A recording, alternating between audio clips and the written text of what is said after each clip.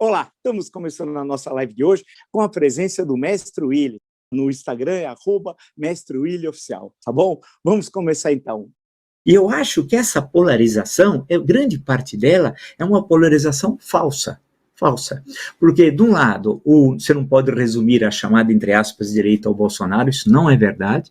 Vão surgir outras correntes. Eu acho que vai haver uma remodelação no campo da direita democrática, no qual ele não está, e do centro-direita.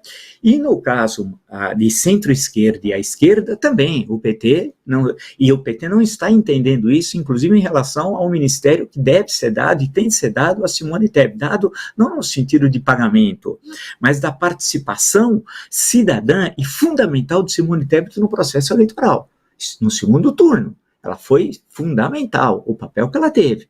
E parece que o PT não está entendendo bem isso. Então, a própria questão do Ministério da Educação seria para a senhora Isolda, que foi inclusive governadora e também secretária de Educação lá no Ceará, que seria para ela agora já Camilo Santana. Camilo Santana foi um bom governador, inclusive entrevistado também no nosso canal.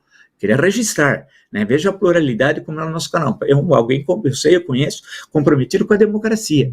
Mas havia, aparentemente, um certo consenso que fosse a atual governadora. E uma mulher também. Mas não só por ser mulher, pela competência e conhecimento dos assuntos de educação. Né? Então o PT precisa entender que também nesse campo centro-esquerda vai ter várias correntes que vão surgir, e não adianta tentar blindar alguns ministérios para o PT contra possíveis candidatos daqui a 4 anos. Isso não existe. Isso não entender o que aconteceu no processo eleitoral do dia 2 de outubro e do dia 30 de outubro, e na luta que foi da civilização contra a barbárie, e um reducionismo político que reforça a extrema-direita. Essa leitura do PT reforça a extrema-direita. Ou seja, tem de entender que agora nós estamos num outro momento. O governo de 2023 não será o governo de 2003. Por isso a designação do ministro da Fazenda causou essa turbulência. Não é a pessoa mais adequada. Não é a pessoa mais adequada. A designação do Mercadante para a presidência do BNDES, idem. No caso do Ministério da Fazenda, Bernardo Api, sim, Bernardo Api é um grande técnico, entrevistar no nosso canal também, hein? Assista, entrevista, discutindo a questão da reforma tributária, mas você fica preocupado, né? O Ministério do Planejamento, desses economistas que não rezam pela cartilha do PT, quem poderia aceitar e trabalhar junto com Haddad? Haddad teve 3 derrotas eleitorais consecutivas, 2016, 2018 e 2022. Ele não conseguiu ser reeleito prefeito de São Paulo no primeiro turno. Ele não foi considerado um bom administrador, um bom negociador, alguém que tem diálogo. Pelo contrário, é uma figura considerada antipática. O PT teria outras pessoas, como, por exemplo, o Rui Costa, que vai para o Gabinete Civil, que é muito importante, mas para estar com o ministro da Fazenda. Antes daqueles escândalos do Antônio Palocci, no governo Lula I, o Palocci fez bem esse papel, que seria do Rui Costa agora, né? Do Rui Costa, que vai para o Gabinete Civil e não do Fernando Haddad. Eu acho que também foi essa visão reducionista.